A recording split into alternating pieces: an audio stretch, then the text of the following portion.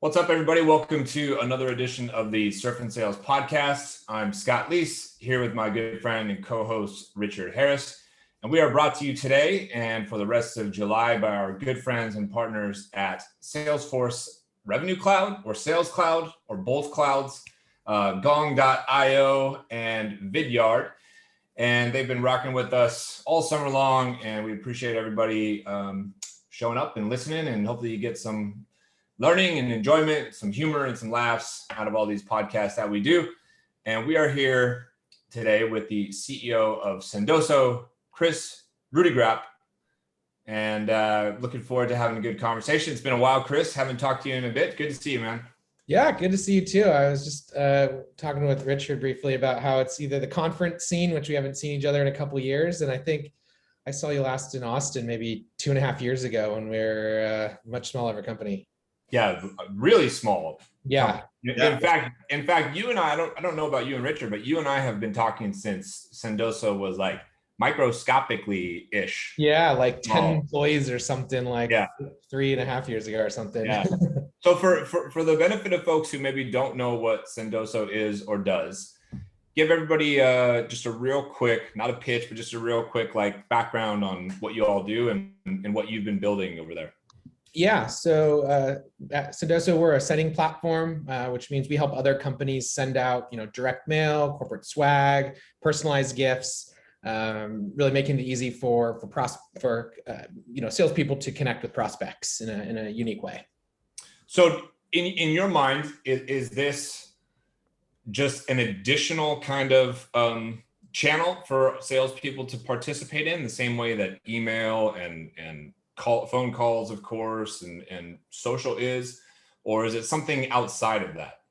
I think it's an additional channel. I think when you're in sales, you want as many touch points as you can to either get the buyer's attention or to, build rapport during the buying cycle. I think, especially in competing products where you are trying to maybe win on the buying journey's experience, AEs can have success with using this as just a better way to, have that prospect like them more and be better at sales because of it.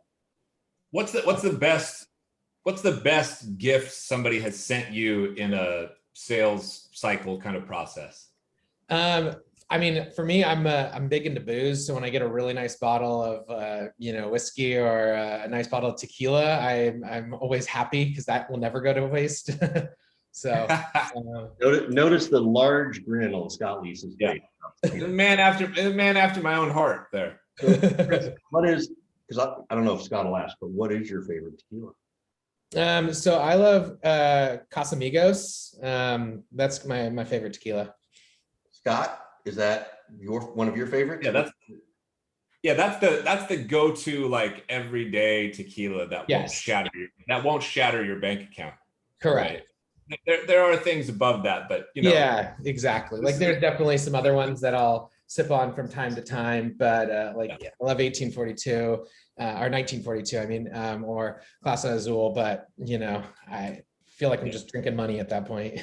Scott only drinks Casa Azul, so Yeah. There you go. Yeah. Well, I'm drinking my money, as Kris said. You got to do something with it.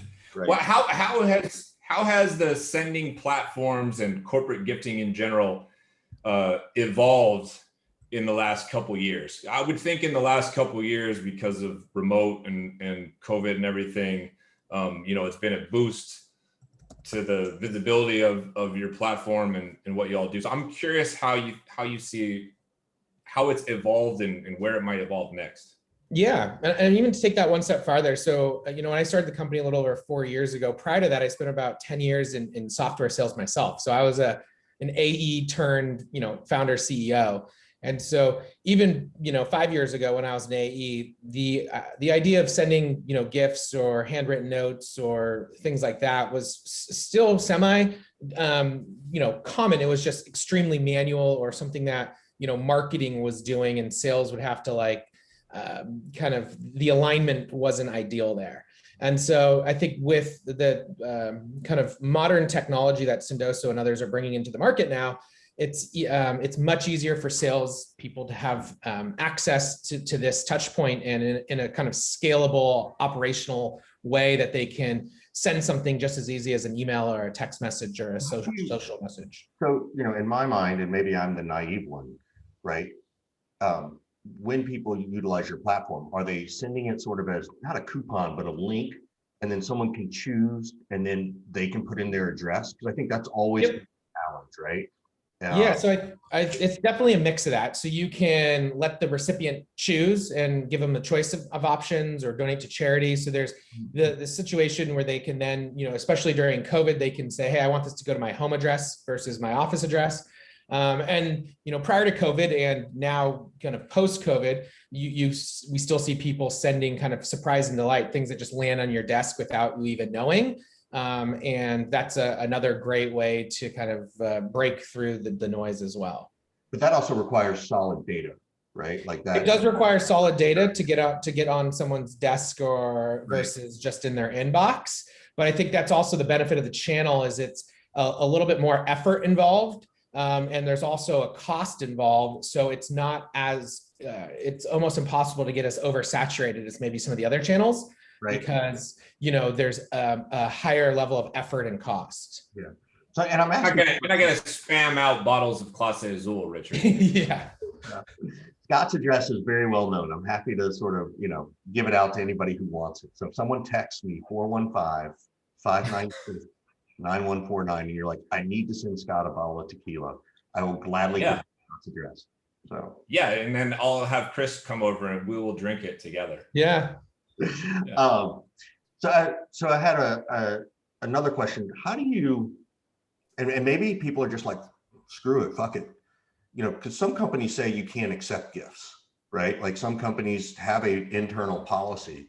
Yep. Is it you just don't care, doesn't really fucking matter, or how do you guys help? Yeah, so I think there's a couple different ways that I look at that. One is, we do have these like Salesforce validation rules where companies can set things in place where if someone's not supposed to be receiving something, a salesperson doesn't have the ability to send it to that person. So you can put some guardrails in. That's the first thing. Two, it depends in some cases in a sales versus like client success scenario. So maybe a company can't receive something during a sales process, but if they're already a customer, they can receive gifts from vendors. So, you can think about it like that. The third thing is outside of just pure gifts, there's other things that you can send, whether it's collateral, whether we have these really unique like boxes where a video, when you open it, a video plays. And so there's no monetary value to that, but it still grabs the attention of that recipient and hopefully delivers your message or drives, a meeting or, deal acceleration. So there's things that you can send that have no monetary value, which still do what you want, which is, let me get in front of this prospect. Yeah. So what was it like going from AE? Did you go straight from AE to founder? Yeah. Yeah. I basically, it was Q3 2016, the last day of the quarter, closed my book, here's all my deals I'm going to be able to get done. And then next day, Q1, Q4, it was, I was, okay, now I'm, square zero, and had to basically map out what this Sendoso platform was going to be, and really went from sales mindset to product engineering mindset. So, but how long did the idea bake in your head? So actually it baked for a while because I felt the pain of trying to send stuff at my last company at TalkDesk, and it was a very manual process. I found myself packing boxes. I found marketing having us fill out spreadsheets that took like weeks and weeks and weeks to get sent out. And then I had built kind of a V1 prototype on kind of nights and weekends called Coffee Sender, which was really just the ability to send a Starbucks e-gift inside of Salesforce. That's when I met you. I remember. Yeah. So that was like the V1 that was at least allowed me to kind of conceptualize building some software and getting something to market. The hard part then was taking a digital only gift and then really scaling out the warehouse infrastructure. And now we have, a half dozen, fulfillment centers around the world. And so that was a lot of effort going into that. But yeah, it was definitely a unique period going from AE to founder. Right. And how did you know you had the right fit? Like, what was that moment where you went from, oh, this is a cool idea.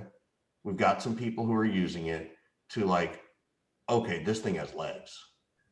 A couple of things. I mean, one, I was building this for myself. So I, at the very least, knew like I needed this, and a bunch of my colleagues needed this, and a bunch of my sales friends needed this. So I was like ultimately, I was like the end user buyer. So I had conviction in that.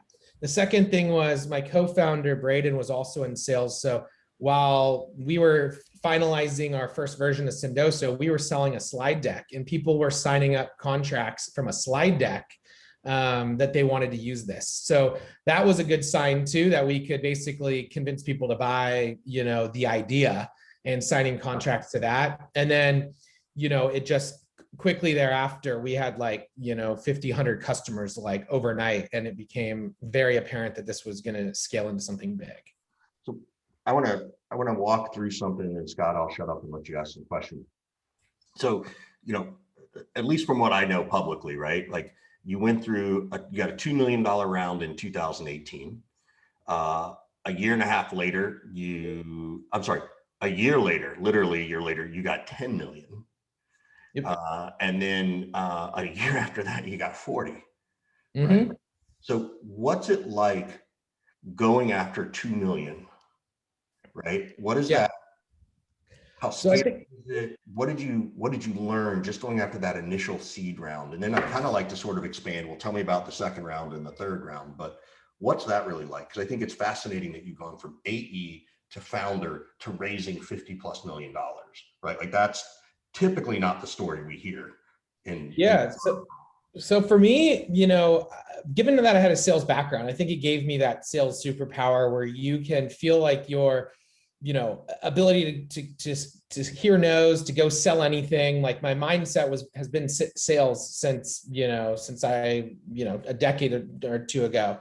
And so going after venture money at the time was really, in my eyes, just another sales process. I got a bunch of prospects, they're VCs, and I, you know, have a product, which is my company, and I just want to sell them it. And the term sheet is the MSA. And so, you know, when I broke it down like that, it doesn't seem that scary. It just sounds like another deal I'm trying to close. Lucky for me, for the seed round, which was the 2 million, I was at a Salesforce Dreamforce event, and my old CEO introduced me to one of his previous investors, and we just like shoot the shit for like, you know, a half hour. And then, you know, we weren't even really looking to raise a round at that time, and they were like, let's do this. And so it was kind of like an inbound, you could call it, that just came and knocked on my door. That's the key thing I want people to listen to, is that, you know, in some cases, yes, you need to go do a deck, and you got to go find, you know, your list, and you got to go do those things. Yeah. But ultimately, it's like they're buying Kris, right? Yeah. They're investing in Kris, knowing that Kris has got a cool idea. You tell me, Kris has got a cool idea. This sounds like it could work, but even if it doesn't, they're still like, well, Kris will figure it out. Like, Kris will figure it out. And, you know, the one unique thing that we had was we had some good traction by then. I think we had upwards of almost $1 million in ARR by the time we went out and raised, which is unique. I think in some stages today, you hear some founders raising on just an idea. And we were trying to build a bit more traction, since there was, you know, this was, you know, I was a first-time entrepreneur. I was, you know, we were in a category that we really had to invent. So it wasn't as obvious as I knew it was. And so that's why getting traction made it so much of a, you know, no-brainer for a VC to say, okay, I like Kris, you know, I can get behind the idea. Oh, wow. And they're already doing like almost $1 million in ARR, like, would be dumb not to invest. Right. So I think the traction story helped us too. Right. Now that you've talked to other founders, you know, I'm going to keep digging in this. Sorry, Scott, just go do something, Scott. Drink some. Taking notes. I'm taking notes over here. What are the things that you were like, oh, that wasn't so hard, or, oh shit, I didn't expect them to ask that question, or did that not really come to your Series B? You know, in all honesty, like even Series A and B, we came pretty prepared. You know, when I say what does prepared mean? Because I don't think people. So basically, you know, prepared is really, we had our ducks in a row in terms of our slide. We had a slide deck, so we really knew we had the story down. We had our data room of, anonymized customer lists, P&L, other things that we knew they were going to ask for. And, for most of the questions, it was, I was living and breathing this business, so there's nothing I couldn't answer. Right. And then at the same time, as a salesperson, you get pretty good at deflecting questions in a way that seems very natural. And so there was never a time where there was an awkward moment. I would just turn the question on the VC, or I'd, answer it with another question.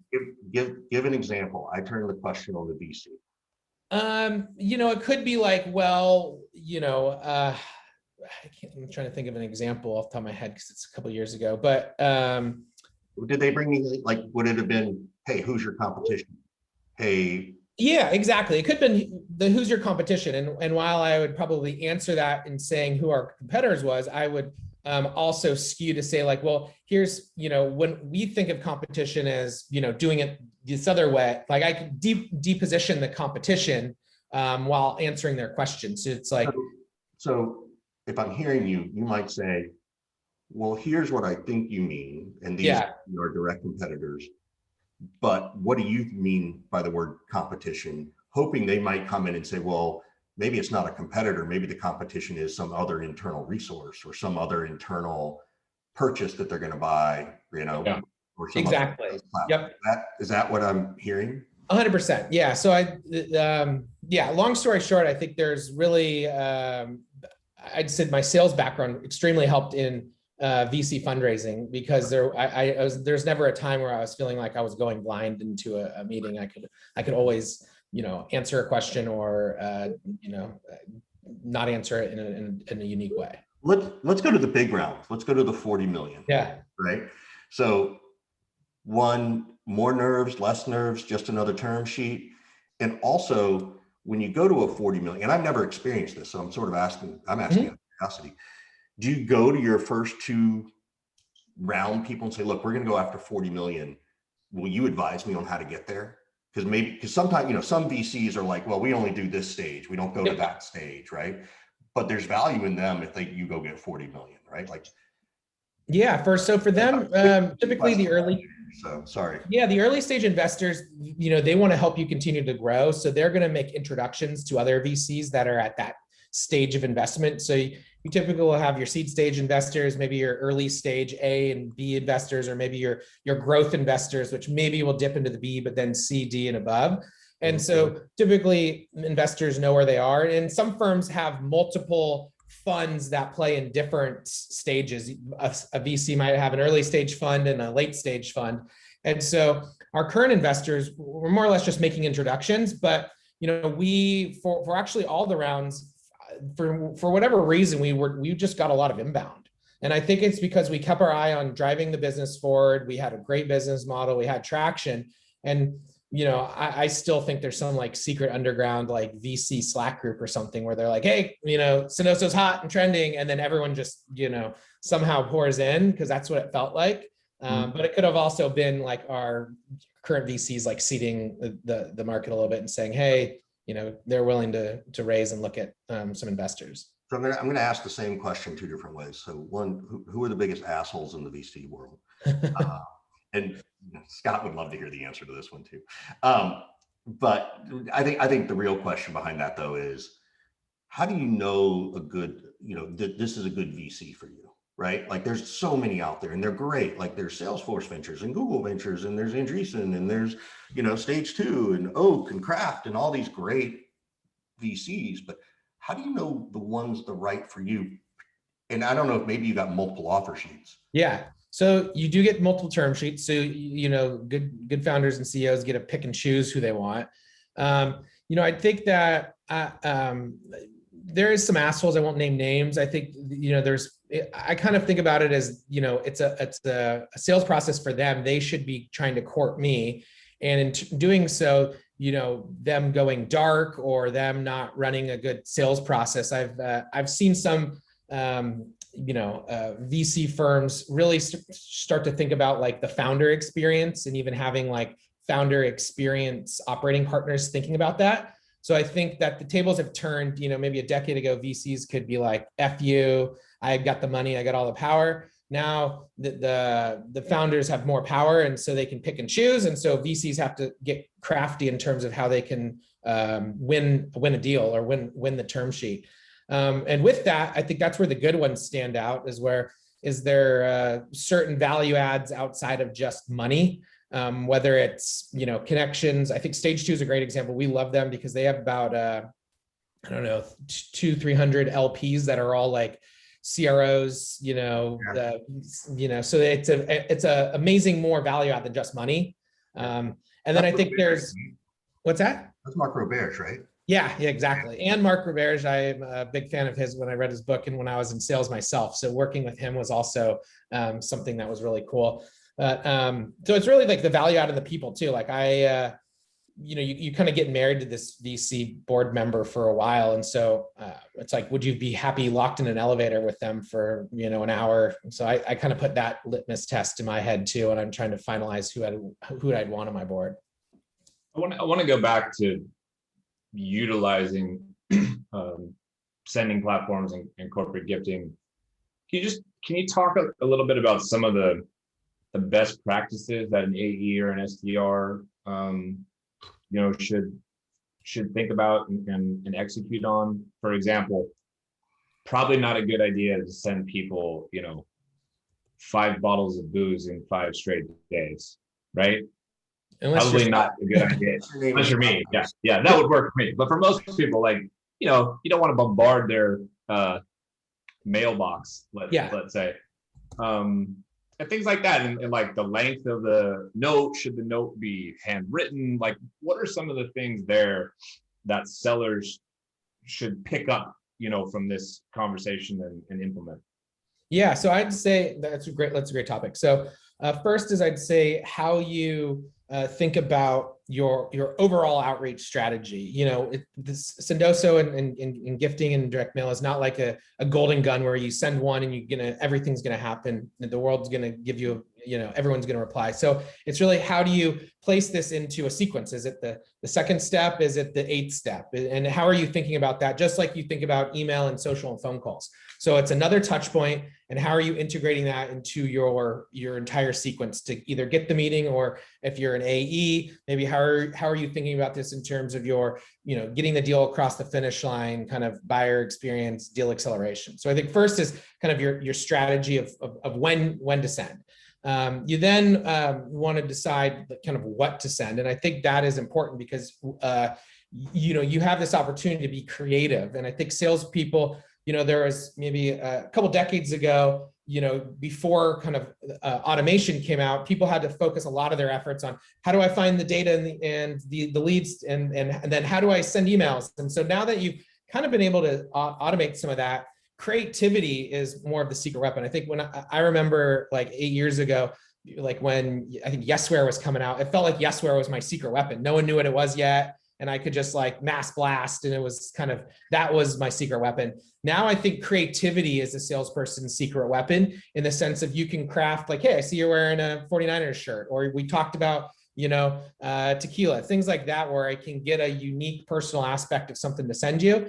And then I think the final thing is the note, like, what do you want to write with it? You can't just say, hey, here's a bottle of tequila, like, I'm going to call you tomorrow and you're going to meet with me. You're still trying to earn that person's trust. And so, because I want to hit Scott up with this, because he, I wouldn't say, well, you rail a little bit on personalization, right?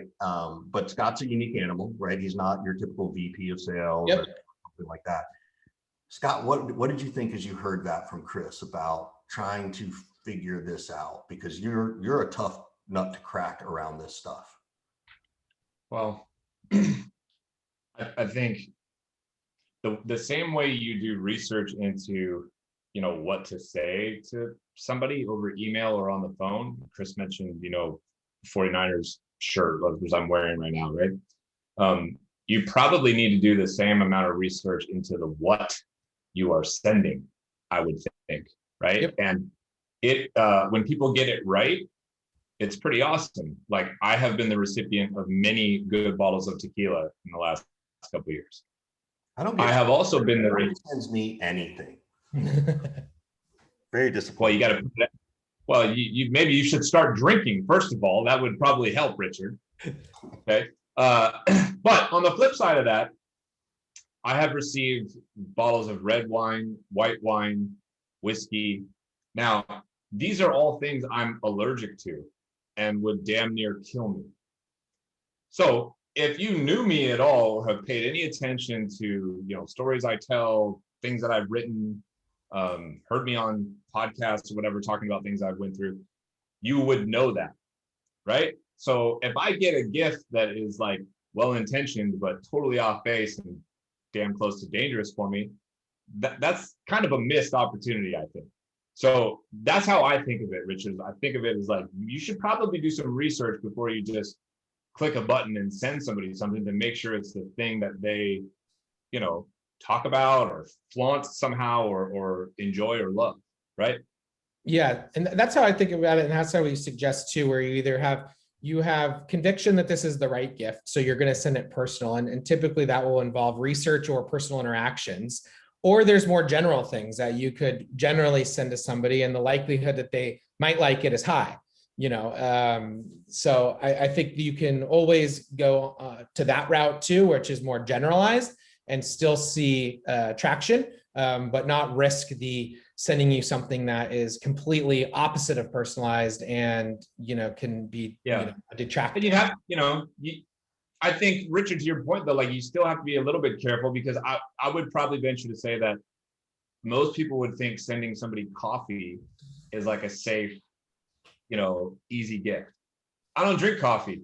In fact, I'm allergic to coffee, right? So you have to be careful. And so I think that's what some of it is like, go the extra mile.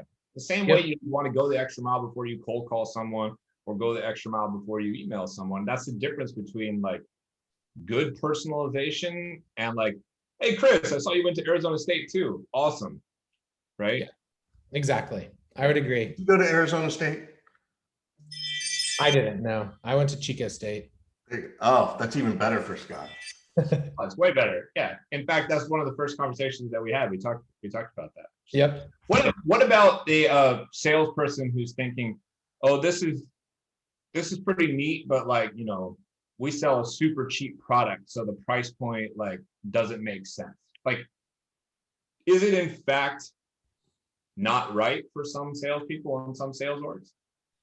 I don't think so. I think there's price points that can meet everyone. You could send a handwritten note. You could have a $5 Starbucks card, and that could make impactful. I think it's there's things that can be priced for all purposes, whether it's a $1,000 sale or a $30 sale or a $200,000 sale. I think you obviously can spend more if you have a higher ACV, but it's not something that I think you have to be completely priced out of. So we've seen small, cost-effective things, and so.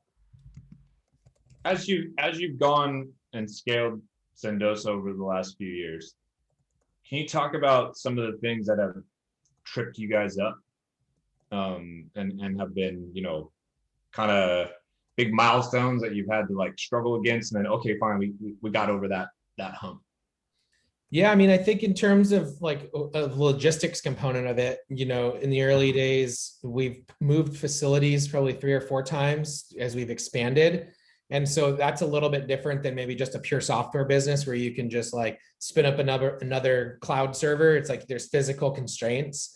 So that was, interesting. When we launched international, there was constraints there that we had to from a supply chain and logistics perspective. So I think some of the logistics side were constraints that then we, once we launched those facilities or grew into bigger facilities, it became a huge milestone.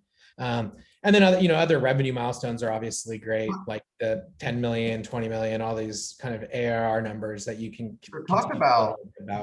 This is a topic, outside of, Sendoso, like it's all the rage the last year and a half. Supply chain. Like what the heck does that mean? Like we don't talk about that a lot. So many customers. I mean, you have 2 things, right? You have a SaaS platform. Yep. And a goods piece. which is Yeah. very different than most SaaS orders, right? Yep. So I'm curious a little bit around supply chain, and then I'd maybe even love to talk about margins, because margins might be a slightly different, we always sort of say, what's your acquisition cost? Well, yours is like crazy, right? But talk a little bit, what is a supply chain? What's it mean? Just anything that you could give education on the supply chain.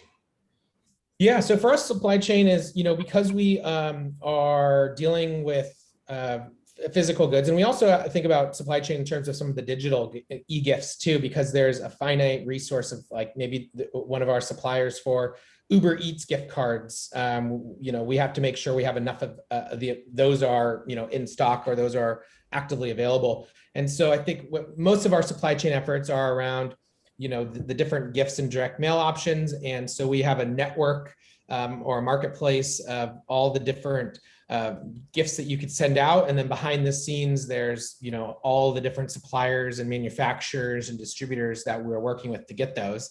And then we have to decide whether those items, when we procure them, are coming into our warehouse first, and we're storing them and packing and kitting them and shipping them and writing handwritten notes, or there's a drop ship component. Is it going to one of our 3PLs where we have a partner facility that operates under our kind of process? So they're basically just a bunch of moving parts behind the scenes that no one really thinks about. But getting a product from point A to point B. Are you a little bit like an Amazon?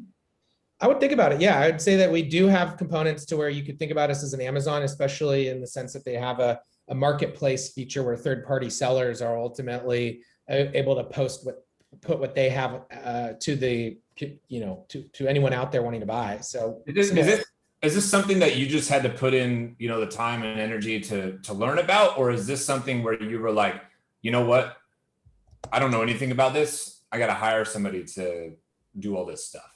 So it's kind of both. I mean, when you're a founder in the early days, you kind of have to do everything, because we didn't have unlimited dollars to go hire everyone. And also for the biggest experts, they don't want to maybe take a step back to work at a company that's so small or that doesn't have the scale. So it was, probably a year of me learning and some others on my team figuring this out before we brought in like a true supply chain expert or multiple supply chain experts, I should say now. So, we've got, world-class team now. One of our VPs of supply chain was at like Nike for like a decade, Levi's, while what we're doing in the supply chain side is very interesting in the kind of the B2B sales world, it's, the e-com world has experienced some of these pain points and figured out how to solve these problems, a decade ago. We're just kind of reapplying them in our unique model. Cool. What does this do to cost, right? What is this? How do you, how does this affect you? Like from how we look at our supply chain and yeah, like, so for example, I'm a customer, I got 10 reps. And I'm paying, I don't know what I pay for your platform, right?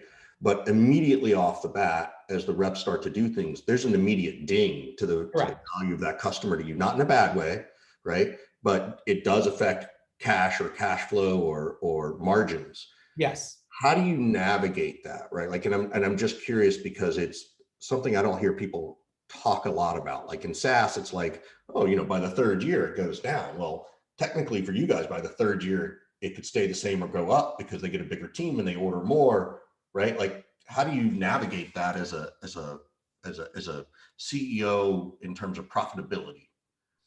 Yeah, so we, for us, we really still focus on being a SaaS company ourselves. So companies will buy into a subscription of Sendoso, and so that's kind of our main North Star of looking at, really companies look to us first to solve really a software need.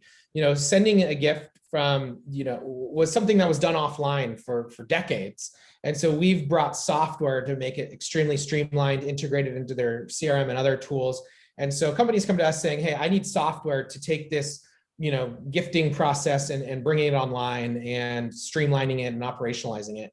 And so that's where we mainly focus. The margins on the gifts and stuff, we really try to pass along the discounts to our customers. And so while we do track that because, as a business, we need to, we're not mainly focused on that. And we're really focused on the similar SaaS metrics that almost any other SaaS company would have. Dude, that was the smoothest way to say I'm going to pass along the cost to my customer by saying I'm going to pass along the discount to my customer. Like that was. It is we do see it like a Costco model in the sense of like, we can buy in bulk and we have, economies of scale. So I can buy, tequila cheaper than Scott can. And then I can, give it pass that cost. I don't know. Scott gets tequila for free, it sounds like. So that's. Fair point. Not the same scale Kris is talking about. Kris, is it?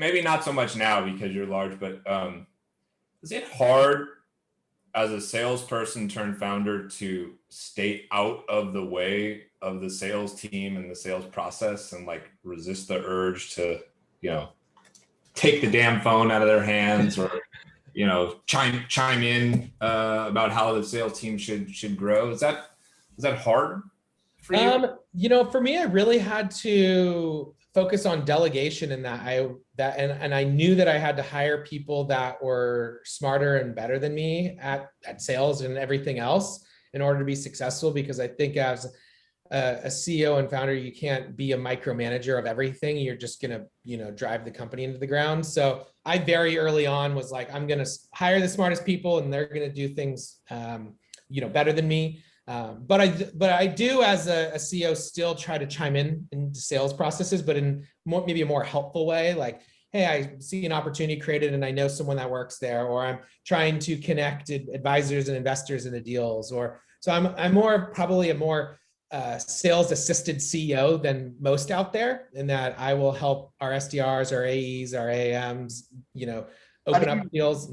How did you learn? I mean, were you a good delegator to begin with? Like Scott and I've talked about, I'm a shitty delegator. Scott's amazing at it, and I learn from him all the time. Were you good at delegating or not? And I was really good at delegating, even through my time in sales. I even had like an Upwork account where I'd find people to do things for me. if you're working with a guy like Richard who just struggles to delegate because I think I can do it faster and better and blah blah blah blah blah, right? How do you teach someone like that to delegate more? What would be like the first piece of advice?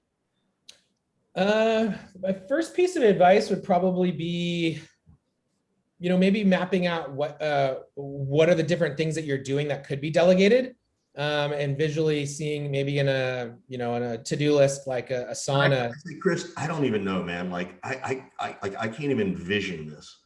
Like, I don't know.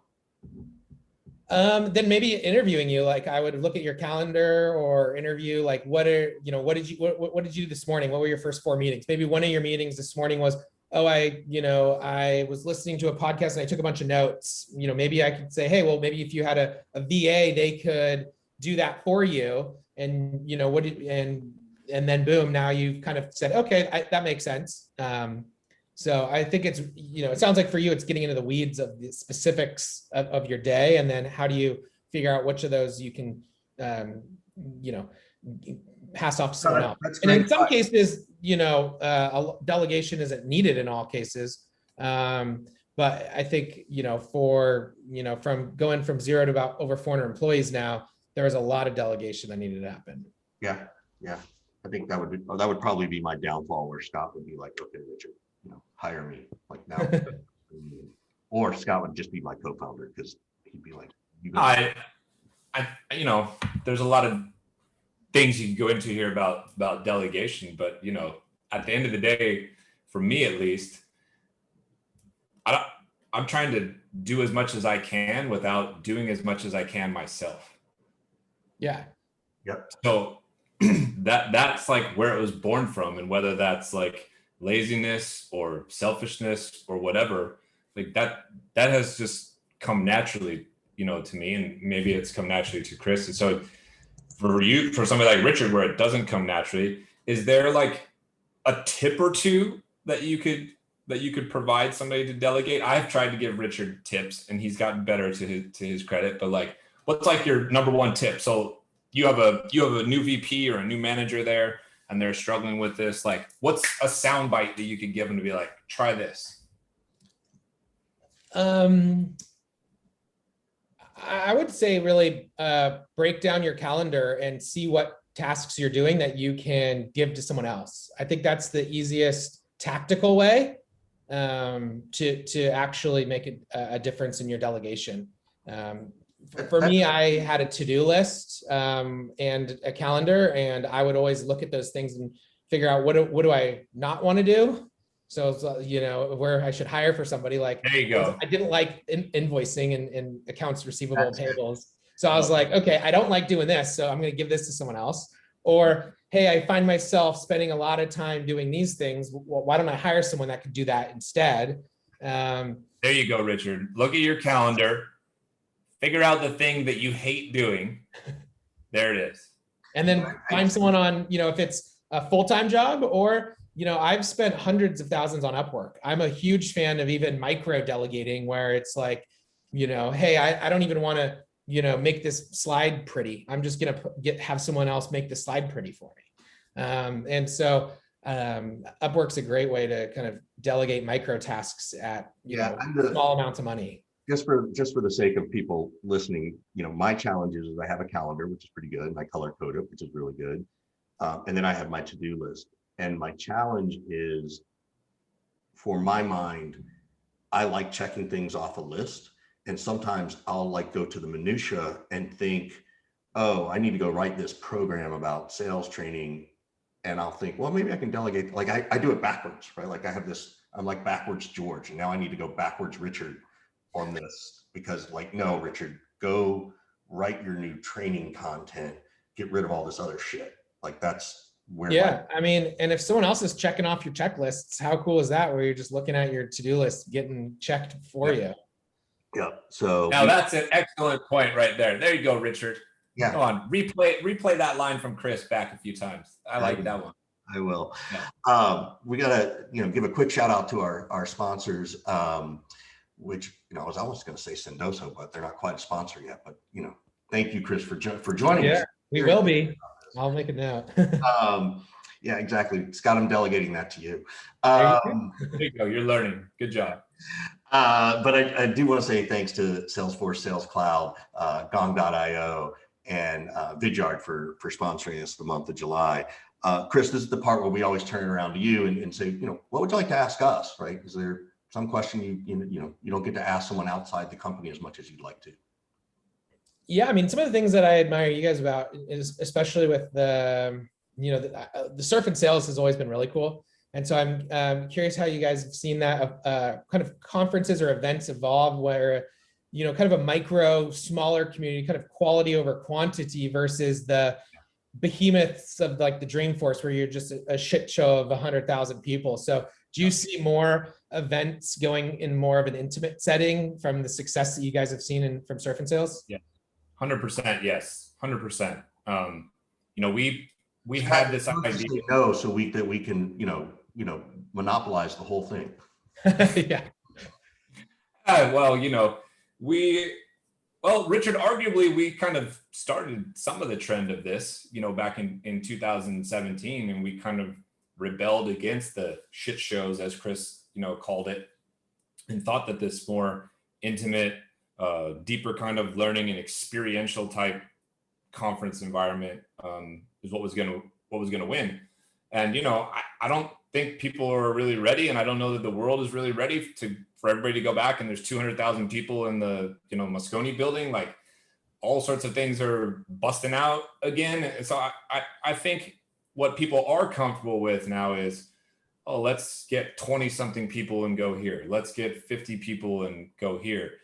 And the benefit is, like, you get to have days or weeks long worth of conversations with people, not just about your industry or your product or your company, but you just, like, there's a level of comfort and trust and familiarity, and the relationship gets established. So, like, you know, if I show up to an event with Kris or somebody from the Sendoso team, and I spend a few days with them, and I'm doing something fun like surfing or whatever, you know, people do, a golf outing or something like that, like, when the time is right for me to start thinking about a sending platform, bang, like, I know exactly what to do. And for our events in particular, Richard can attest that we've had people close deals off each other. Their products have been introduced to each other. We've had people pick one company over a competitor because they had that relationship get established. We've had people recruit people from one place, to the next. There's about 80 people plus in the Surf and Sales alumni community now. There's text threads all the time where people are helping each other with deal flow and jobs and all this kind of thing. Mm-hmm. I just think that is only going to catch, kind of more and more fire. And you've seen it move into like communities, right? All the micro community mm-hmm. stuff. I got Thursday night sales going on, for example. The Pavilion/Revenue Collective has gobbled up other micro communities.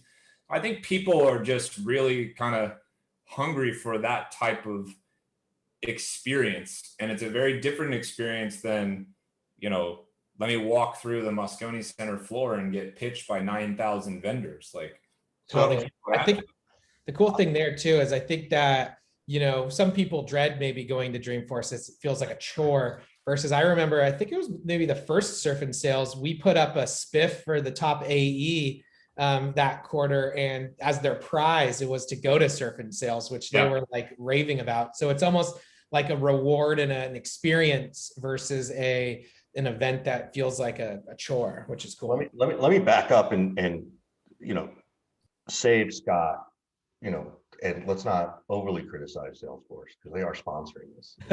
Don't forget that, idiot. But that might be my clip. Don't forget that.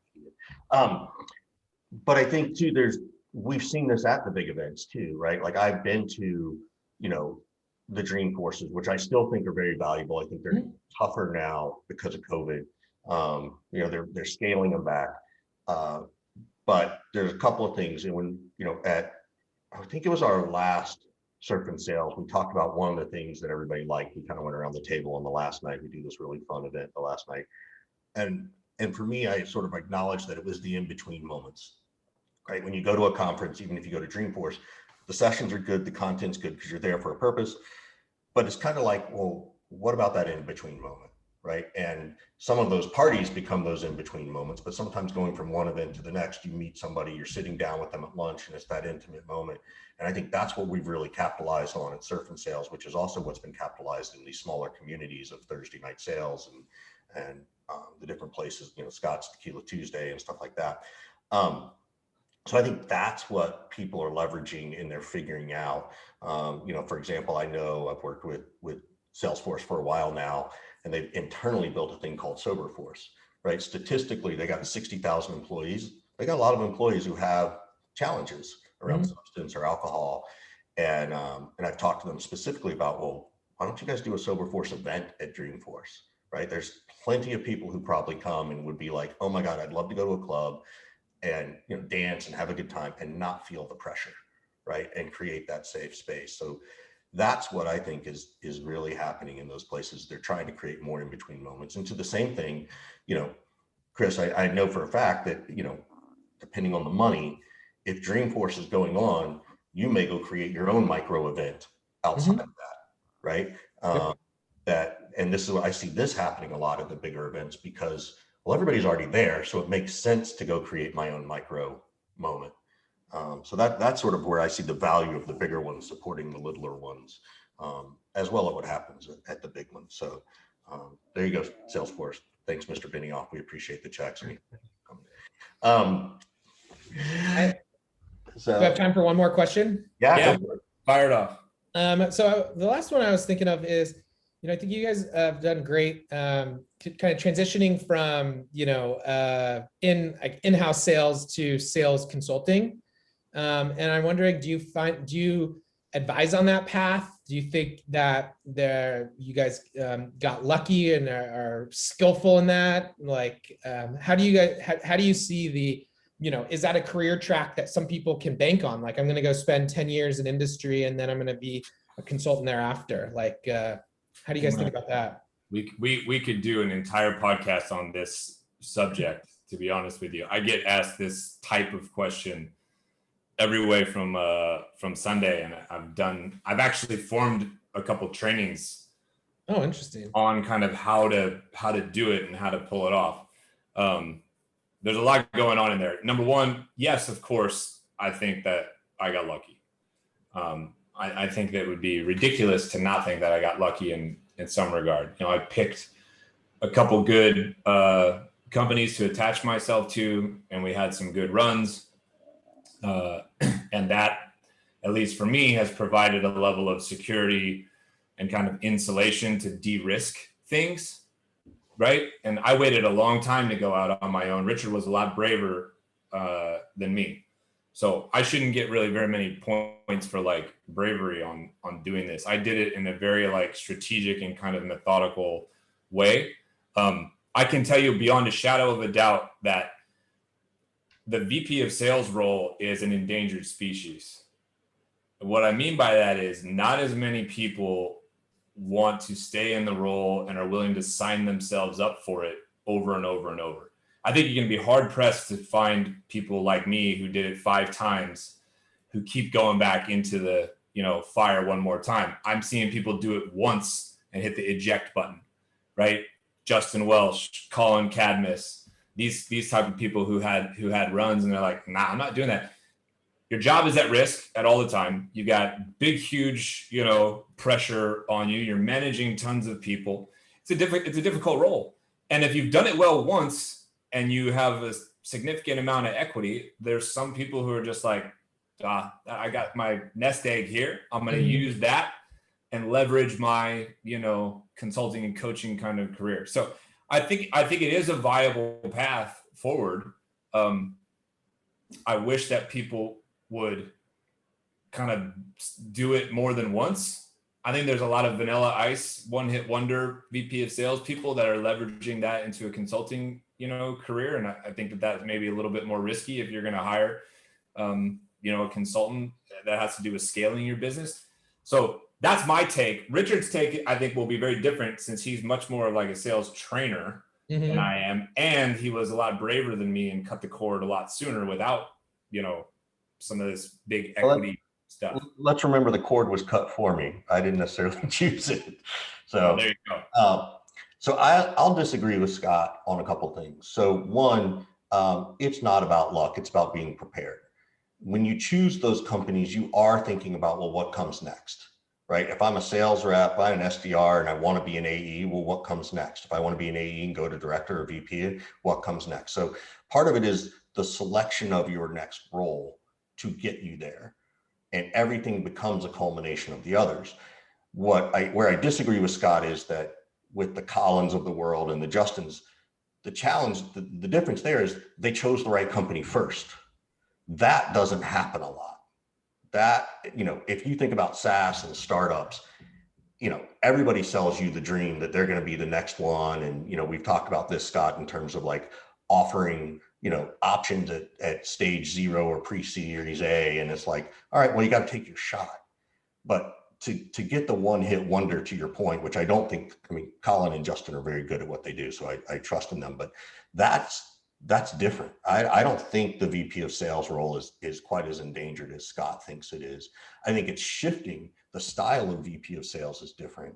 Understanding more than just closing the business is expected now, right? As we build out the revenue ops teams and that kind of stuff. But I don't think it's quite as endangered in my mind. And I don't think that there's a lot of people who can do it. And I think last year, you know, we saw a lot of people start the side hustle and convert it into a couple of things. I think in the next 12 to 18 months, a lot of those people are going to have to go back to work, right? They're gonna, you know, the well's going to run dry on them. Yeah. Their relationships aren't there. That, you know, they got a couple of clients because of people they knew. Some of them will make it and some of them won't, which isn't bad. Like that's just sort of standard business. Yeah. But I'm pretty close to this, and Kris, I won't put him fully on the spot, but like it is taking founders a lot longer to find a sales leader than it used to on the recruiting trail. Oh, yeah. Because there aren't as many out there who are willing to sign themselves, you know, up for it again. That's a fact right now, Richard. That's a fact. That's also because the VPs of sales know they're not going to play the like, I'm not signing with Kris. Oh, that's what I'm talking. That's what I'm talking about. And that maybe that's some of what Kris is alluding to in his question. This is my point. This could be like an entire episode we can keep going. in and of itself. Yeah. That's a great question. So, dude, we crushed the hour. That was awesome. I know. Yeah. Chris, Thanks so much. Thanks man. so much for spending some time with us, Kris. Yeah, thanks for having me on. This was great. We loved it. We loved it. We'd love to see you again. And, you know, by all means, feel free to send another person to the next Surf and Sales for next Maybe year. not Roy. Maybe not Roybal though. He's come enough times. I think Chris needs to come. I think Chris. Yeah. In fact, Chris, I have a question for you that we're going to take offline, but we were thinking about trying to do one with people like you, people who are at Series B and C, right? Yeah. The founders and Founder only. Founder only. So Count me in. So I also saw that I think the Surf and Sales 5 is sold out. So maybe if you can totally sneak me an extra ticket, I'll get it to someone on my team. Or if you need some, I'm definitely down for the kind of founder one too. So. All right, man. Thanks so much for joining us, Chris. We appreciate it. All right. See you guys.